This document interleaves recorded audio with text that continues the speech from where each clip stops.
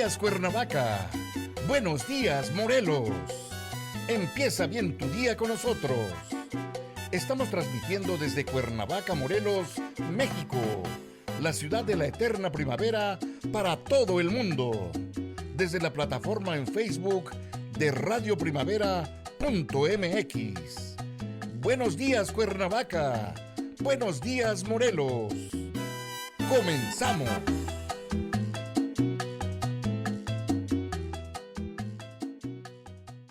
¿Qué tal, amigas, amigos? Muy buenas tardes. Muchas gracias por estar con nosotros aquí en Radio Primavera. Nos da mucho gusto saludarles nuevamente hoy, miércoles 15 de septiembre, en el cual aquí en México celebramos el Día de la Independencia. Un día como hoy, pues en esta eh, invitación que les hizo don Miguel Hidalgo y Costilla a toda la gente de aquel entonces para establecer, para emprender el movimiento de independencia en México. Bueno, los saludamos con mucho cariño a todos nuestro amable auditorio. El día de hoy, pues como se ha vuelto ya una costumbre durante estas últimas semanas, vamos a viajar sin boleto, ni de ida ni de regreso. Un boleto que ustedes pueden tener, pues, para cuando usted lo quiera utilizar. Vamos a viajar hasta la Patagonia y con este tema muy interesante que es los fueguinos del fin del mundo en la Patagonia con nuestro coordinador académico que el día de hoy va a ser nuestro conferencista, el doctor Juan Antonio Siller Camacho, a quien saludo con mucho gusto. Doctor, ¿cómo está usted? Doctor, muy buenas Muy bien, tardes. muy buenas tardes al auditorio, a todo la radio. Sí,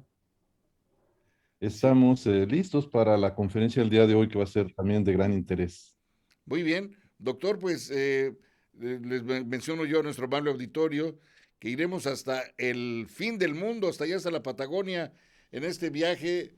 en el que usted nos va a llevar. Vamos a despertar el corazón, la mente, la imaginación, para sentir como si estuviéramos allá en ese sitio. Así es que, adelante, nos subimos a este viaje y lo seguimos, doctor.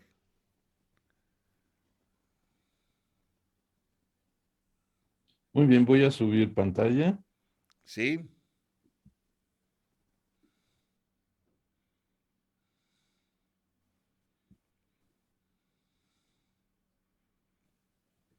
Ahí estamos. Muy bien, pues muy buenas tardes. Vamos a dar inicio al tema de esta ocasión, que son los fueguinos del fin del mundo en la Patagonia. Es un tema que a este ciclo, recuperando nuestro patrimonio cultural compartido y el ciclo de conferencias específicos sobre itinerarios culturales, puertos y fortificaciones en América, hacemos llegar este día miércoles 15 de septiembre de 2021 a través de Radio Primavera de Cuernavaca. El tema a tratar nos habla de los pueblos originarios que existían en esta región denominada Fin del Mundo, Patagonia, que es la zona más extrema de la zona continental y de la zona de los archipiélagos de Tierra de Fuego, como fue denominada por los primeros viajeros, entre ellos eh, Hernando de Magallanes, que detecta estos habitantes a través de grandes hogueras que por la noche se veían en los dos costados de estos estrechos, de estos canales, y que daban referencia a que había habitantes en el lugar que por las noches alumbraban con estas grandes hogueras eh, sus lugares donde estaban establecidos a lo largo de todo ese estrecho de Magallanes, como fue denominado por su descubridor y el primer navegante que cruza europeo en la zona. Entonces, hay una descripción que voy a leer, esta es la única referencia que haré de esta mención en la que Antonio Pigafetta, en su viaje alrededor del mundo, él acompañó a Fernando de Magallanes en este viaje, y a la muerte de Fernando de Magallanes en la región del archipiélago de Filipinas, y Sebastián Elcano continúa el viaje, y del cual llegan unos cuantos pilotos, navegantes de esa expedición que da la primera circunvalación. Entre ellos venía este personaje, Antonio Pigafetta, y él hace una narración de ese viaje y describe, es una descripción muy interesante que se hace de esta zona, eh, en la que dice y menciona,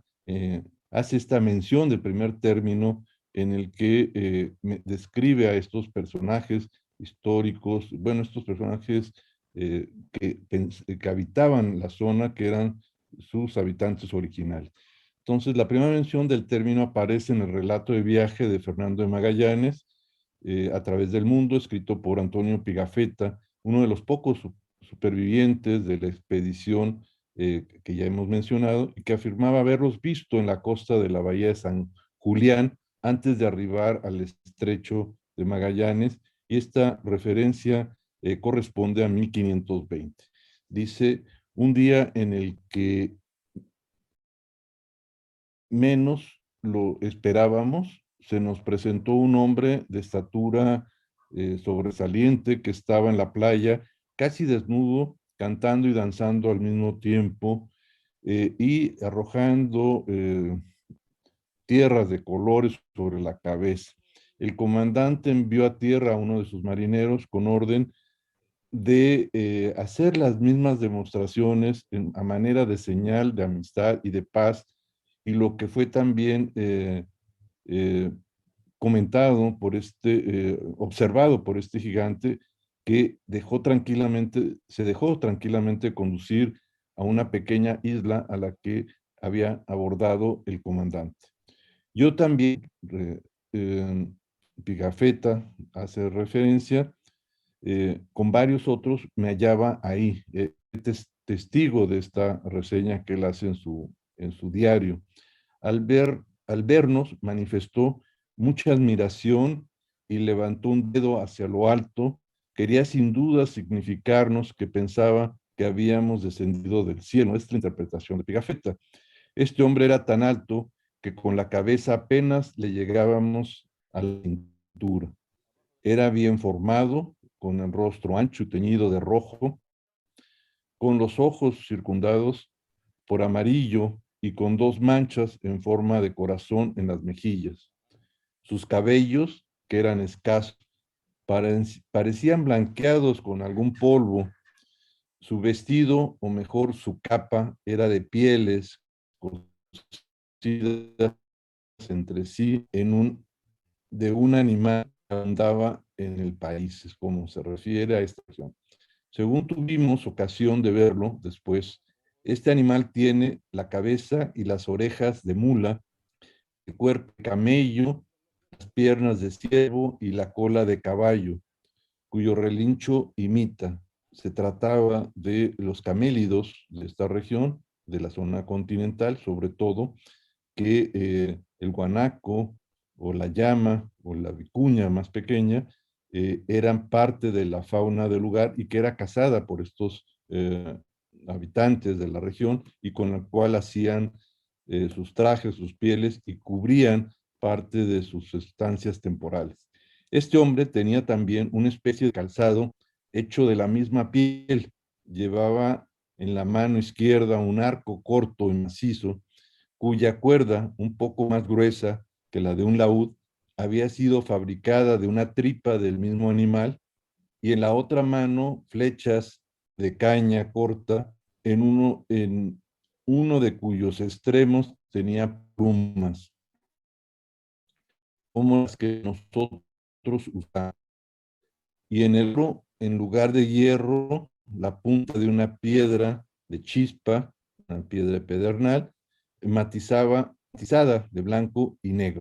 De la misma especie de pedernal, fabrican utensilios cortantes para trabajar la madera. Esta es una descripción que hace de ese primer contacto de este grupo de exploradores y del grupo que venía con Fernando Magallanes, y esta descripción es quizás una de las más tempranas de estos habitantes de gran estatura y de gran corpulencia.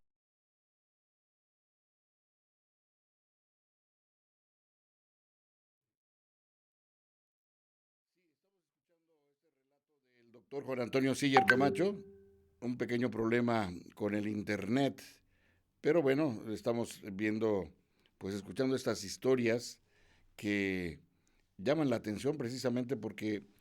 en lo que él nos va contando, cuando se ve que hay personas uno imagina, pues que las personas son de corta estatura, con ciertos rasgos físicos que pertenecen a cierto grupo étnico, pero de repente hasta ahí nos quedamos en que ven a un hombre que sobrepasa en la altura a los demás y que se distingue precisamente por esta apariencia física que es diferente a todos los demás miembros que habitan esa región. Vamos a estar en espera de que si ya regrese el internet. Es, Ya está. Adelante, doctor. ya, ¿Ya se escucha? Sí, adelante, doctor. Sí, ahí está.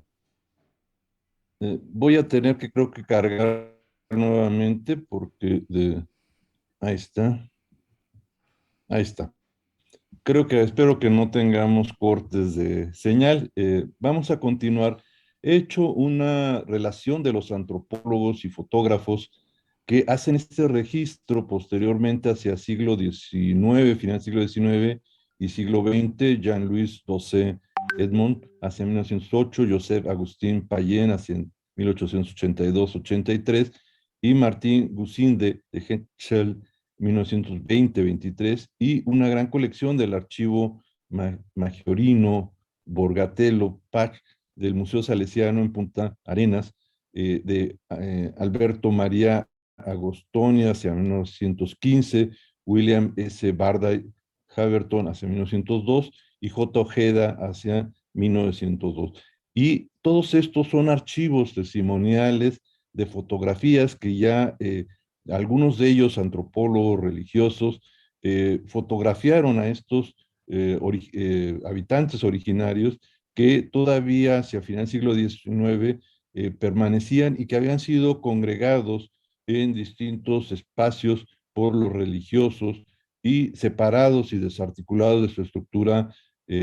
tribal y familiar, separados hombres, niños, niñas y mujeres, y quizás ese fue uno de las situaciones que hizo que esta población rompiera su relación cultural y de apropiación y de vida en su lugar y el inicio de el exterminio de muchos de estos habitantes que tenemos testimonio a través de estas fotografías. Estos son algunos mapas antiguos que ya habíamos mencionado. El mapa del Estrecho de Magallanes, que habíamos mostrado, es uno de las primeras versiones que se da de este estrecho en la punta de la parte sur de América, y este es lo que corresponde a un bloque que se puso continuo de lo que es el archipiélago de Tierra de Fuego. Este es otro mapa que ya habíamos mencionado. Este es el mar de lo que es el Atlántico, llamado Mar del Norte. Este es el estrecho y el paso, en algunas partes mucho más amplio, en otros canales más angostos, y la salida en fiordos a lo largo de este estrecho de la punta de los Andes que termina en este lugar y que a través de una serie de canales que vemos aquí va paralelo a lo que fue llamado Mar del Sur o el Océano Pacífico y que se sale de manera paralela ya a mar abierto más arriba. Esta es otra tabla geográfica de esta región. Se ve horizontal, este es el norte, el sur. Aquí se ve la entrada a este estrecho y cómo continuaba en esta parte interior de mar adentro y mar interior hasta Chiloé, que es un sitio interesante, importante, de un asentamiento también muy temprano. Aquí se ve la cordillera de los Andes y las corrientes de agua que bajan en esta especie de cornisa de tierra, que es el territorio que corresponde actualmente a Chile y al que corresponde a Argentina. Y aquí se ve algunos personajes representados en esta visión que se tenía hacia 1646 en este mapa, y se ven algunos elementos de esta fauna de la cual se hace descripción, como son los camélidos. Este otro también de Magallanes, quizás anterior al otro que vimos, donde se ve el paso, el estrecho y la región donde estos habitantes de manera genérica se les llamó fueguinos. Y aquí vienen los términos que también se usaron como patagones, alusivos a la mitología, ya referencias de tipo europeo, en el que describían estos grandes gigantes, como ellos los narraban, que eran personajes originarios del lugar de gran estatura y fortaleza. Aquí hay una idealización de ellos, de cómo los veía esta referencia que se hacía hacia 1603. Esta otra, hacia el siglo XVII, pues marca aquí a los europeos que tienen contacto con estos grupos. Aquí se marcan con rasgos muy europeos de estos personajes, sus herramientas de caza, arcos, lanzas y los refugios que vamos a ver en algunas fotografías y algunos animales que pues eran exagerados en estas ilustraciones, que probablemente se trata de los pingüinos que habitan en esta región, sobre todo en el archipiélago de la Tierra del Fuego. Aquí es otra referencia en cuanto a esta exageración que también hacían de estos personajes de gran tamaño, gran estatura, y que era parte de esta referencia de Antonio Pigafetta que habíamos ya leído hace un momento y que describe a este primer personaje que se acerca a una de las naves de Magallanes y que a través de su crónica muy temprana hace esta descripción. Aquí creo que es interesante, antes de pasar a las imágenes que voy a comentar más adelante, es el monumento conmemorativo de Punta Arenas. Es la plaza principal de Punta Arenas, es la ciudad más al sur del continente, no hay otra en la zona continental más al sur que esta, y aquí se ve un monumento a Magallanes en la parte superior, que es el explorador y descubridor de este estrecho, una figura femenina, un poco como sirena, que lleva dos escudos en la parte de arriba, el de Aragón y Castilla, y otro escudo, viene una placa alusiva, y a los costados se ven dos personajes indígenas de gran fortaleza, de gran dimensión, que representa a estos patagones, como les llamaron de manera genérica a los grupos que encontraron en ese primer contacto entre el mundo y exploradores europeos y los habitantes locales. En este monumento se ve este personaje muy idealizado a la manera de atlantes europeos en este monumento, con prácticamente descubierto, con eh, seguramente una pequeña piel de protección, y tenía las herramientas de caza, un arco y la gran dimensión de los pies para una altura correspondiente en proporción. Entonces, en este monumento prácticamente todo el mundo va y lo toca. Ahí se ve el bronce un poco tallado. Aquí se ve en el otro extremo otra escultura de este personaje indígena que describe muy exageradamente el propio Pigafetta, pero que parte de esa mitología que se crea del Nuevo Mundo y que se comenta en Europa. Estas imágenes son algunas de las que tiene el Museo del Fuerte Bulnes, en donde se ve una familia de estos habitantes originarios en una embarcación hecha de un gran tronco de madera, y se ve a la familia, una mujer, los niños, una familia extensa, eh, y una familia, una unidad familiar, y vemos cómo se ve un poco de humo porque se colocaba un poco se hacía una especie de brasero y se ponía fuego en el interior para poder resistir a las temperaturas, sobre todo porque muchos de ellos, además de la caza y recolección de moluscos, realizaban también caza de pesca en aguas totalmente gélidas y seguramente tenían que recuperar la temperatura en la propia embarcación. Esta es la movilidad que ellos van a tener de manera estacional, siguiendo las temporadas de caza, las temporadas de recolección de elementos naturales en el lugar que eran apropiados. Aquí se ve estas primeras fotografías de estos fotógrafos del siglo XIX y siglo XX, cómo registran a través del testimonio de un archivo fotográfico esta embarcación que aparece en la imagen anterior del museo, la dimensión de la embarcación, la familia que se transportaba a lo largo de estas islas, recolectando moluscos, cazando peces, animales marinos,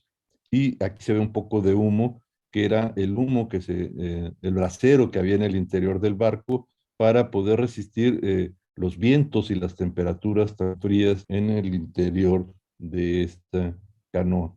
Este es el tipo de hábitat que fue registrado por estos fotógrafos hacia el siglo XIX, los pobladores que todavía no habían sido concentrados en estas misiones que se establecieron y que separaron a las familias y desarticularon culturalmente a los grupos. Y aquí se ve cómo es una habitación en donde se utilizan materiales propios del lugar, madera, ramas, pieles, para protegerse sobre todo de las temperaturas y de los fuertes vientos, y de ahí quizás la forma que estas estructuras tienen en estas representaciones. Estas son algunas imágenes que he tomado del Museo Moderno del Fuerte Bulnes, un museo muy interesante y muy completo, en donde hay estos dioramas, en donde se ven focas, lobos marinos, etcétera, que es la fauna muy abundante que existe en la región y que era cazada por estos habitantes originarios, y era la manera de mantenerse a través de la caza de estos animales, lobos marinos, y de la pesca y la recolección, la subsistencia que mantenían a lo largo del año.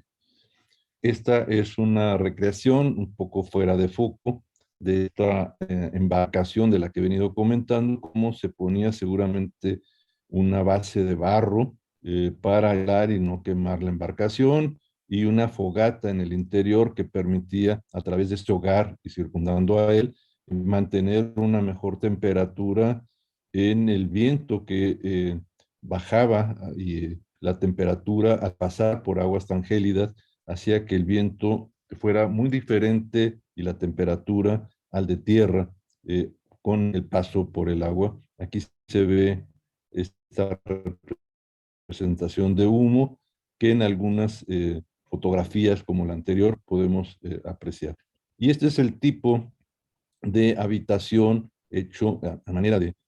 circular y a manera de un iglú hecho con pieles y con madera, y cómo había fuego interior para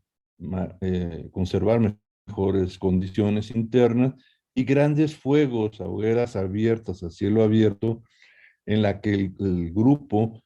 se rodeaba el sitio, y eran las grandes fogatas que desde la costa o del canal se veía, y de ahí Tierra del Fuego, es decir, de fuegos que veían a lo largo de ella en los litorales de los habitantes que estaban en el sitio. Y esta es parte también de esta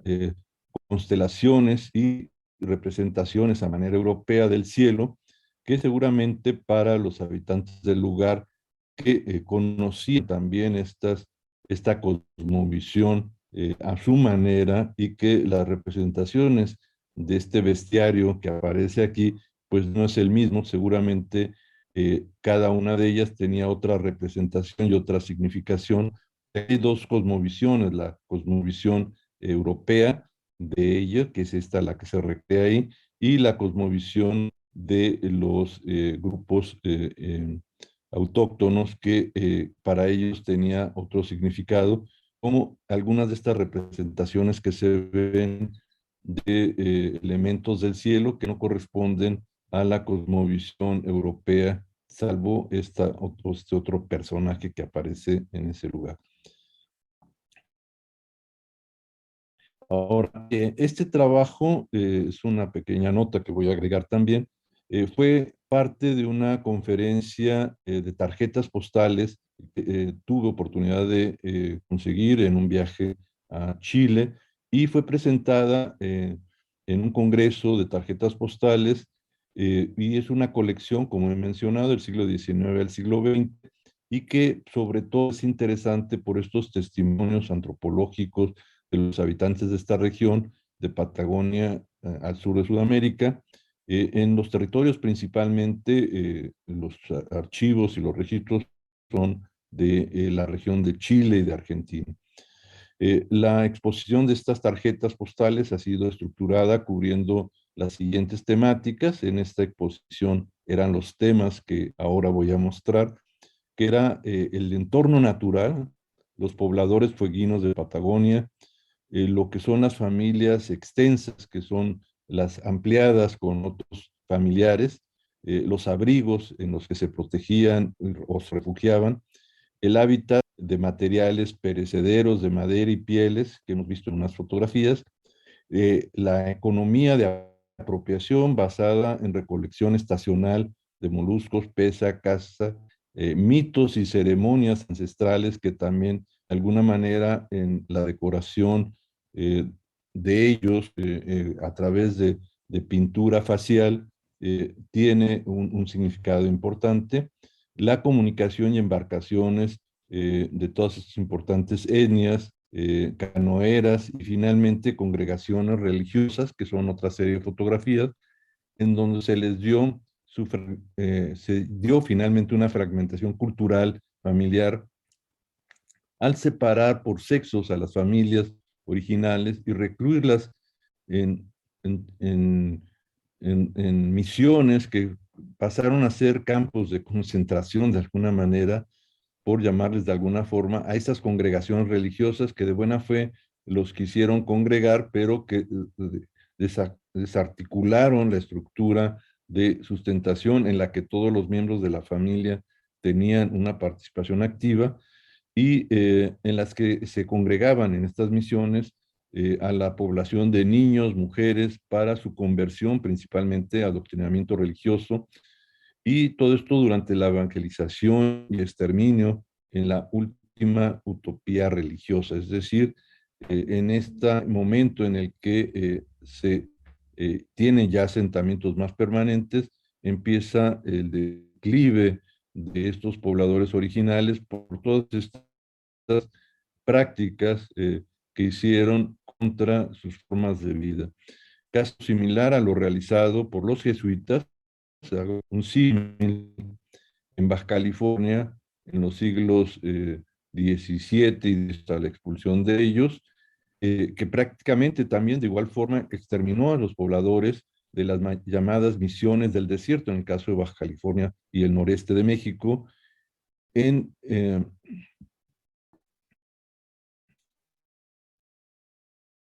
en donde se acabaron a las etnias locales y fueron trasladadas a otros asentamientos para ser más manejables y para cubrir la necesidad de mano de obra de una economía de explotación que principalmente en esta zona de Patagonia se llevó a cabo y de exterminio en Baja California, donde por enfermedades y epidemias prácticamente la población congregada, dispersa en su modo de vida, llegó a su fin. Estos son los fotógrafos que he mencionado: Charles Wellington, Furlong, 1908, Jean-Louis Doucet, Martín Bucín, Alberto María Agostoni, William Barclay, y el Museo Salesiano, que guarda un archivo muy importante de fotografías. Esta otra imagen nuevamente de la colección de este marca los nombres de los lugares en donde estas imágenes fueron tomadas, es decir, todos estos sitios de esta región del archipiélago de Tierra de Fuego, al sur del canal y del estrecho de Magallanes, que aparece aquí, son los sitios que de alguna manera en estas imágenes que voy a mostrar son fotografías de estos pobladores y algunas otras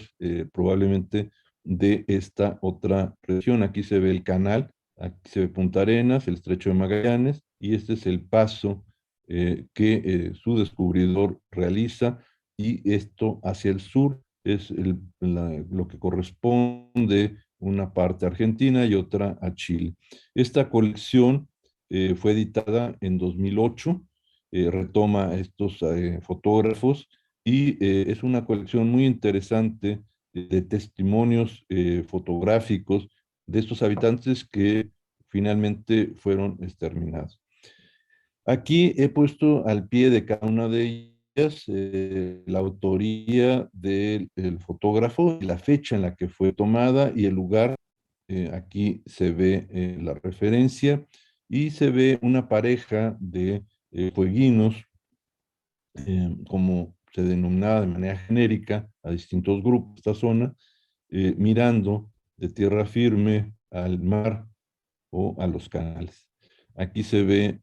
un grupo en posición sedente en una colina, abrigados por el viento, es una familia extensa, es una fotografía de Furlong en 1908 en la costa atlántica cercana a lo conocido como Río Grande, Tierra del Fuego, en la región de Argentina. Aquí se ve otra familia de 4 miembros. Aparecen los nombres de ellas que el antropólogo, fotógrafo recogió. Y aquí están los créditos de estas fotografías entre 1882 y 83 de la región del archipiélago. Aquí se ve el padre, la madre y 2 de los hijos con unas cuantas pieles para protegerse, seguramente en un momento de verano es esta fotografía, y en otras dos salen a lugares descubiertos, en otras condiciones se ven cubiertos con pieles, como es esta otra eh, eh, fotografía en la que este grupo, eh, fotografiado hacia 1920 y 23, eh, es referido como Selknam, es el nombre como ellos se identifican. Aquí vemos una familia mucho mayor, es una familia extensa, y vemos las grandes pieles de camélidos que eran cazados y que eran aprovechados para la vestimenta y la protección, la presencia ahí de un perro. Esta otra de un joven, eh, de una fotografía hacia 1903, en donde se ve algunos elementos de decoración en las orejeras, en collares, y un joven de este grupo que aparece en esta referencia, en esta fotografía.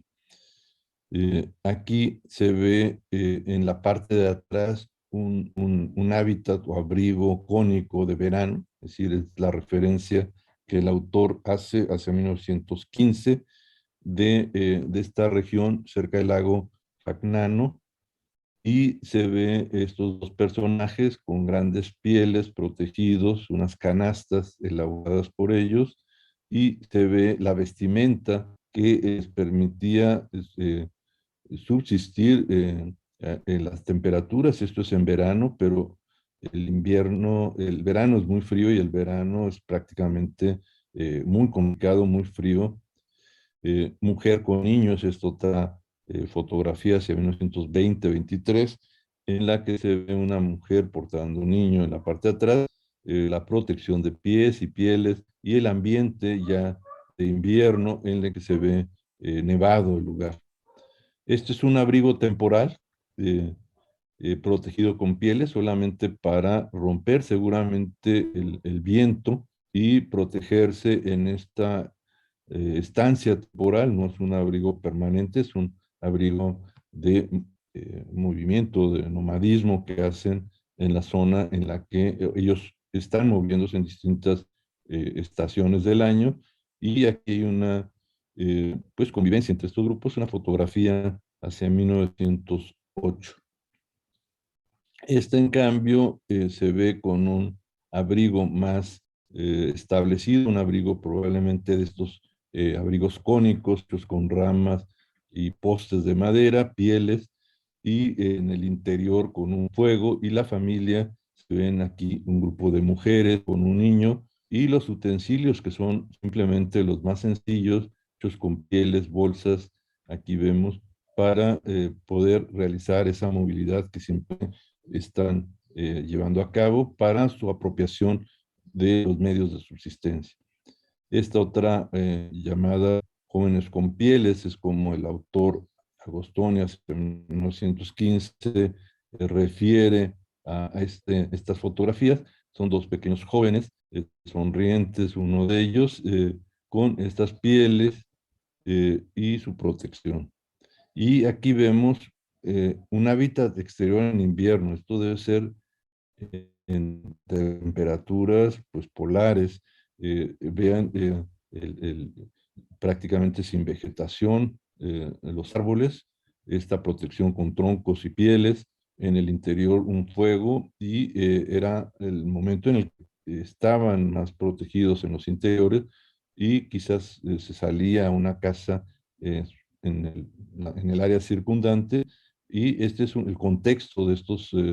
lugares de asentamiento de estos pequeños grupos familiares, tanto en verano como en invierno, como aparece en esta fotografía.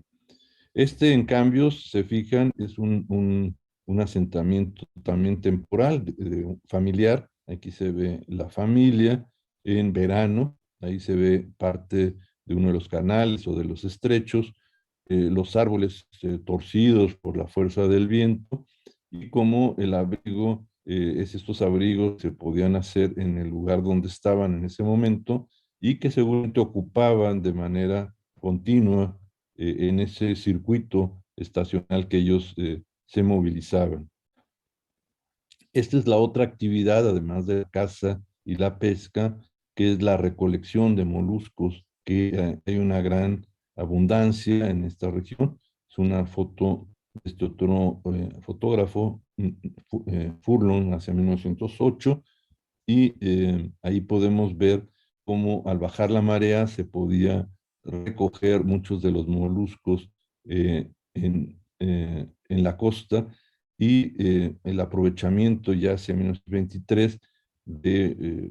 perros que formaban parte ya de estos grupos y de estos asentamientos, y aquí se ve cómo las mujeres realizan esta actividad, y el cambio de ropa ya hacia este momento en donde son transformadas por usos ya de estas misiones que se establecieron, donde la caza y pieles deja de funcionar, y se utilizan ya eh, telas para su vestimenta, y un cambio en su vestuario, en sus condiciones. Aquí se ve un grupo de cazadores en la cercanía del Río Grande, en Tierra de Fuego, hacia 1908, y es una actividad que realizan los hombres. Ahí se ve todo este grupo que sale a cazar. Es un trabajo colectivo, salen protegidos sus pieles para pernoctar en el lugar, y se ve en esta fotografía las actividades de caza que estos realizaban, y en esta otra ya hacia el invierno se ve como el frío es mucho más intenso, y se ve este grupo de cazadores usando estos arcos, las pieles para protegerse, y grupos de adolescentes que acompañan a los cazadores de mayor experiencia. Aquí esta fotografía llamada Familia Ascendente, estaban todos posando para esta fotografía hacia 1915. Se ve el grupo de mujeres con los niños, el grupo de hombres con sus arcos, Y en esta otra, hacia 1902, podemos ver estos otros grupos de familias. Ahí se ve la nieve, esto debe ser ya en invierno. Vean cómo algunos están descalzos, otros portan pieles en los pies para protegerse, y los adornos faciales que algunos de ellos hacen, las armas de los hombres, los arcos, los adolescentes y las mujeres que acompañan a este grupo. Y aquí están un grupo también saliendo a cazar en la temporada de invierno. Se ve ya un paisaje nevado hacia 1920 y 23, y cómo estas actividades las hacen de manera colectiva. Esta otra imagen en donde aparecen un grupo de familias son los créditos de estos fotógrafos de ese momento, y vemos cómo estos adornos faciales se realizan tanto en adolescentes como en mujeres. Y se ve esta familia ya portando telas, ya no pieles, por la presencia de estas congregaciones de misioneros que cambian los hábitos y las costumbres. Aquí se ve esta mujer elaborando una cesta. Se ve un arpón, y como todavía en esta imagen hacia 1902 se utilizan pieles para su protección y abrigo. Y estas otras imágenes son ceremonias rituales de estos hombres, Nam, hacia 1923, como traen unas especies de pieles como zapatos para protegerse, y están con estos gorros en la cabeza de piel, pero están totalmente desnudos y decorados, todos ellos con estas franjas verticales blancas y puntos, collares pintados con distintas significaciones rituales para esa ceremonia. Como esta otra, en una ceremonia hacia 1923, como aparece otro personaje en un paisaje de invierno, se ve nevado, con una máscara en la cabeza, y estas líneas horizontales que lo acompañan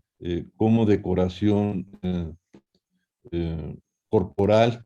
y como una manifestación ritual. Esta otra en donde están siendo pintados y decorados estos hombres por otros personajes, en este caso un personaje probablemente europeo y otro mestizo, como están ayudando a la ceremonia y a la decoración o las representaciones pictóricas que estos personajes tenían. El uso de tocados de pluma también es parte del registro que se hizo de estos grupos y de algunos personajes que seguramente tenían un rango diferente en la comunidad. Aquí se ven estos personajes ya con ropa más de tipo europea, con un hábitat muy similar a los que habíamos mencionado, y ya una incorporación de pocas pieles, pero de telas que son las que sustituyen a las pieles y que pues crean condiciones muy diferentes. Aquí la decoración del cuerpo y estas máscaras rituales en las ceremonias que realizaban al interior de su poblado. En esta, los personajes ya no con pieles, sino con ropa, y estos gorros, como usan esta decoración facial a manera de máscaras para sus ceremonias y rituales. Aquí vemos otros personajes con el rostro pintado, con rayas, ya con ropa más europea, y vemos cómo los rituales continúan al interior de sus comunidades y que en estas fotografías nos permiten verlos. Aquí son los traslados que muchos grupos hizo de un punto a otro hacia 1948, ya son fotografías más cercanas al final a mediados del siglo XX, cómo en estas grandes canoas se transportan a las familias, pero separándolos. Si se fijan en la imagen, viene un remero, pero vienen mujeres y niños y se separan a las familias por grupos de sexo. Aquí se ve una familia en canoa, que es la actividad de la cual eran expertos, porque la movilidad que hacían de una isla a otra, pues se tenía que hacer a través de embarcaciones que ellos mismos fabricaban y que esto permitía moverse hacia donde podían proveerse de los alimentos y de los apoyos. Estas son mujeres indias ONAS, como son llamadas, en la isla Dawson, Tierra de Fuego, hacia 1900, y aquí se ven estos especies de misiones o albergues donde congregadas las mujeres, los niños y separadas de los hombres que eran llevados a las fincas, de los trabajos, a los asentamientos europeos del lugar. Y aquí vemos totalmente ya la desarticulación de esos grupos con su contexto. Y esta fotografía, creo que es una de las últimas, nos habla de este último momento hacia 1900, en donde esta conversión, ahí vemos la cruz, una protección a la misma, y cómo estos habitantes, al ser conversos y cambiados a nuevos asentamientos en donde son creados, pues se rompe el conocimiento que tienen del medio ambiente, de su apropiación y de su vida familiar, y se complementa, se completa más bien la extinción de todos ellos. Aquí se ve una mujer con un niño y la cruz que fue el programa de estos misioneros, el cambiarlos de lugar, de asentarlos y de separarlos familiarmente. Bueno, con esto concluyo en esta referencia testimonial que es importante y que nos permite tener al menos un registro de estos testimonios en archivos y en fotografías de estos habitantes que fueron prácticamente exterminados por la presencia ya de grupos europeos, no solamente de origen español, sino ya la presencia de migrantes europeos hacia el siglo XIX, que empezaron a desarrollar distintas industrias agropecuarias, ganaderas, madereras, y que requirieron de mano de obra que era la que se proveía de estas separaciones de familias y de los hombres trabajando en esos espacios, ¿no? Tengo aquí algunas preguntas en el chat. Si alguien en este momento quiere agregar alguna otra, con mucho gusto las contesto. Dave Castañeda hace la pregunta: ¿al tiempo podemos decir que se terminó con culturas de gran trascendencia o simplemente fue un exterminio? Yo creo que son dos situaciones, tanto el modificarles sus condiciones de vida en un lugar tan extremo, que era la manera con pequeños grupos de poder sobrevivir a, a estas congregaciones. Fue parte también esos cambios de descontextualizarlos, el exterminio que finalmente se tuvo. Robert Jackson envía saludos. Andrés Puentes, exterminaron esos pueblos y al final nadie pudo asentarse permanentemente como en otras regiones del continente, sí. Es decir, son asimilados los niños posteriormente ya como en los campos de trabajo, las mujeres, y son absorbidos por esos asentamientos ya hacia el siglo XIX y estas empresas ganaderas, y prácticamente la población, particularmente de más al sur, que eran grupos más pequeños y nómadas, son prácticamente exterminados. Humberto Palomo, eh, ¿cuántos de estos grupos o estos pueblos lograron trascender a los conquistadores? Yo creo que la conquista es más de descubrimiento. El siglo XVI fue el descubrir ese paso por Magallanes, el usarlo para pasar de un mar, del mar Atlántico, al Pacífico sin tener que bajar a Cabo de Hornos, poder hacerlo mar adentro, es decir, en ese eh, juego de islas que protegía del mar abierto, sobre todo en la parte ya de los fiordos. Y, y es hasta, son esos asentamientos de tierra, eh, eh, Puerto del Hambre y Don Felipe, que hay esos intentos de asentamiento sin la capacidad de de poder garantizar el sustento de esos pobladores y la muerte de casi todos ellos de origen español. Es hasta el siglo, la cartografía y la documentación se empieza a hacer en el siglo, todo ese siglo XVII, XVIII, y son los asentamientos que se logran establecer como puntos de apoyo para la navegación en esos cruces. Es hasta el siglo probablemente ya XIX en que estos establecimientos son más estables y de ahí que estos pueblos pues fueron prácticamente exterminados, como lo fueron en la región del Caribe, es decir, la población originaria indígena del Caribe, por los excesos que se tuvo en el final del siglo XV y siglo XVI, extermina a mucha de la población, además de las epidemias que se llevaron a lugares ya de establecimientos europeos. Entonces, trato de contestar de esa manera. Enrique Moreno, por las imágenes se trata de grupos muy variados. Sí, se suele decir patagonios como genéricos, que además es un nombre que ellos no tenían, ellos es un invento de un nombre que los europeos dan a estos personajes que también inventan un poco en su calidad. Son diversos grupos, son grupos de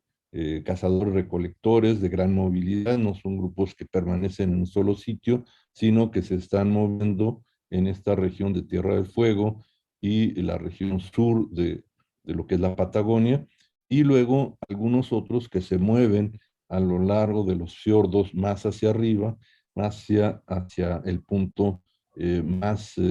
austral, que fue Chiloé, el asentamiento Chiloé, que fue un asentamiento en la parte más extrema ya de la Capitanía de Chile, y esos son los distintos grupos que ahí hay otros grupos mucho más diversos, ¿no? Sandra Alfaro, la invasión europea siempre acabó también con el entorno, sí, acabó con los pobladores, pero también modificó mucho el entorno por la ganadería, introducen ganadería y entonces acaban con mucha de la fauna local, acaban con muchos de los bosques para el uso de maderas, había muchos aserraderos y una de las actividades que también generan son de pieles finas y la introducción de ellos en la zona de Tierra del Fuego, en donde eran cazados en cierta época, donde las pieles son mucho mejores, que es el invierno, pero la demanda de pieles a nivel mundial hizo que se intentara desarrollar más esta caza y se desarrolla se rompe una cadena de equilibrio en la naturaleza y algunas especies se desarrollan más y acaban con otros. Hay una ruptura en la apropiación de pieles y caza de la estabilidad de una cadena natural y eso crea muchos problemas en el lugar. Lulú García, ¿qué recursos naturales despertaron el interés de los europeos? Eh, Probablemente, primero, garantizar un poco abastecimiento de las embarcaciones que cruzaban en este punto y proveerse de agua, alimentos, madera. Y posteriormente las fincas que se hacen ya de estancias ganaderas hacia el siglo XIX y de otras actividades que en esa zona se desarrollaron. Me indican que son todas las preguntas que hemos recibido y que nuestro conductor, el licenciado Aguirre, eh, tuvo que retirarse, así que si no hay ninguna otra pregunta que nos envíen por el chat, pues agradecemos a todos los que en esta ocasión nos han acompañado en conocer este otro aspecto de los habitantes del lugar. No solamente nos interesa los itinerarios culturales que se generaron a partir de las rutas de navegación, los puertos a través de ciudades que se establecieron temporales, algunas que desaparecieron,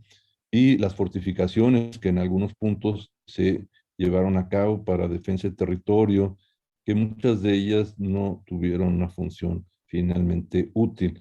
He decidido que para la próxima sesión me han estado preguntando cuál era